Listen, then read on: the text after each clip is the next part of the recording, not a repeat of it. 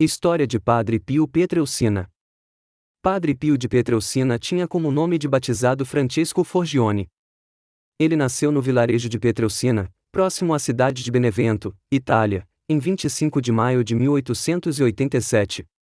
Era filho de Grazio Forgione e Maria Giuseppa de Nunzio e tinha 6 irmãos. Desde criança manifestou interesse pelas coisas de Deus. Não faltava às missas e orações. Ainda menino mostrava grande admiração por Nossa Senhora e Jesus, tornando-se também amigo do seu anjo da guarda. Francesco recorria a ele muitas vezes pedindo ajuda no seu caminho de viver o Evangelho. Não é à toa que, mais tarde, Padre Pio exortava os fiéis a pedirem ajuda ao anjo da guarda. Ele sabia que o que os anjos mais querem é conduzir seus guardados para Deus. Por isso, dizia, a intimidade de cada um com seu anjo da guarda é de grande importância.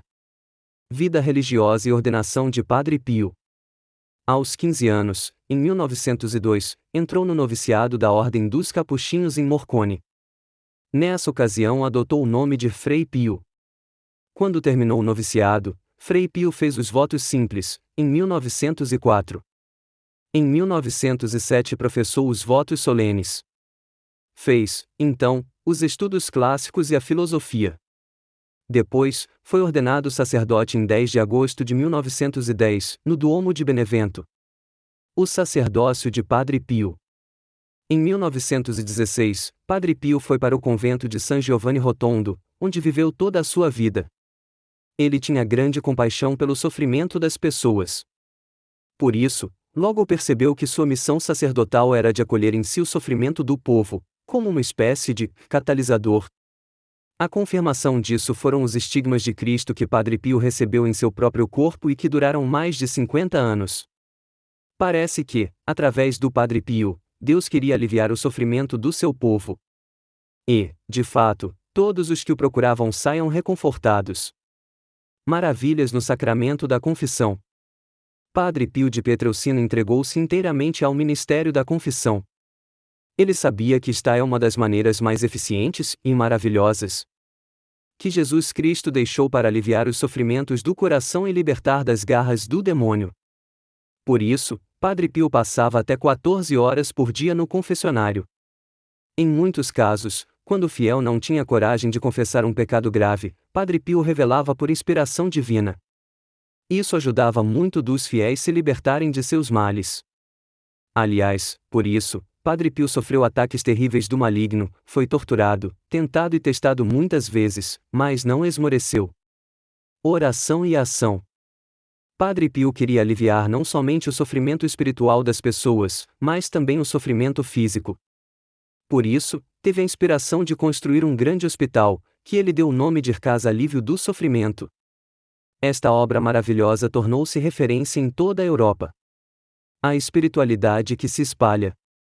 Atendendo a um pedido do Papa, Padre Pio criou os grupos de oração, com o objetivo de aliviar os horrores causados pela Segunda Guerra Mundial no coração das pessoas. Esses grupos se tornaram células catalisadoras do amor e da paz de Deus num mundo cheio de sofrimento. Falecimento. Quando os grupos de oração celebraram 50 anos, reuniu-se uma grande multidão em San Giovanni Rotondo, para uma missa comemorativa. Esta foi a última missa e a última vez que os filhos espirituais do Padre Pio o viram. Na madrugada de 23 de setembro de 1968, na sua cela conventual, Padre Pio entregou seu espírito.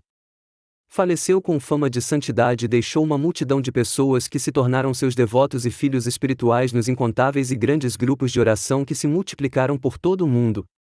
Devoção a Padre Pio de Pietrelcina. A fama de santidade de Padre Pio tornou-se cada vez maior após sua morte.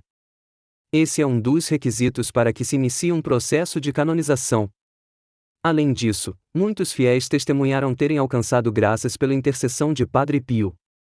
Por isso, o processo de canonização do Padre Pio começou em 1982. Padre Pio foi beatificado em 2 de maio de 1999 e canonizado em 16 de junho de 2002, pelo Papa João Paulo II. Dali em diante, passou a ser chamado São Pio de Pietrelcina e sua festa litúrgica é comemorada todos os anos no dia 23 de setembro. Os sinais dos milagres de Padre Pio. Além dos estigmas que tiveram duração de 50 anos, existem vários relatos atestando que Padre Pio tinha o dom da bilocação. Entre os tantos milagres atribuídos à sua intercessão está a cura de uma criança chamada Mateu Pio Colella. Sobre ele se desenrolou todo o processo de canonização do Padre Pio. Os papas reconhecem a santidade de Padre Pio. O Papa Bento XV disse sobre ele: Padre Pio é um daqueles homens extraordinários que Deus envia de vez em quando à terra para converter os homens. Papa Paulo VI, veja que fama ele alcançou. Quanta gente de todo o mundo ele reuniu em torno de si. Mas por quê? Porque era um filósofo. Porque era um sábio. Porque dispunha de meios. Não, mas porque rezava a missa humildemente, confessava de manhã à noite, era, difícil de dizer, representante estampado dos estigmas de Jesus. Era um homem de oração e de sofrimento. Papa João Paulo II, Padre Pio foi um generoso dispensador da misericórdia divina, sobretudo através do sacramento da penitência. O ministério do confessionário atraía numerosas multidões de fiéis. Mesmo quando ele tratava os peregrinos com severidade aparente, eles, tomando consciência da gravidade do pecado e arrependendo-se sinceramente, voltavam quase sempre atrás para o abraço pacificador do perdão sacramental. Exumação e exposição pública. A exumação do corpo incorrupto de Padre Pio aconteceu no dia 20 de abril de 2008 e no mesmo dia foi exposto para o público na cripta da Igreja de Santa Maria das Graças, em San Giovanni Rotondo. Padre Pio pode ser considerado o apóstolo do sacramento da confissão. Através deste sacramento aconteceram grandes milagres de cura de corações feridos e conversões. Inscreva-se no canal. Curta o vídeo. Compartilhe. Canal patrocinado por Nova Era Cursos Brasil. www.novaeracursosbrasil.com.br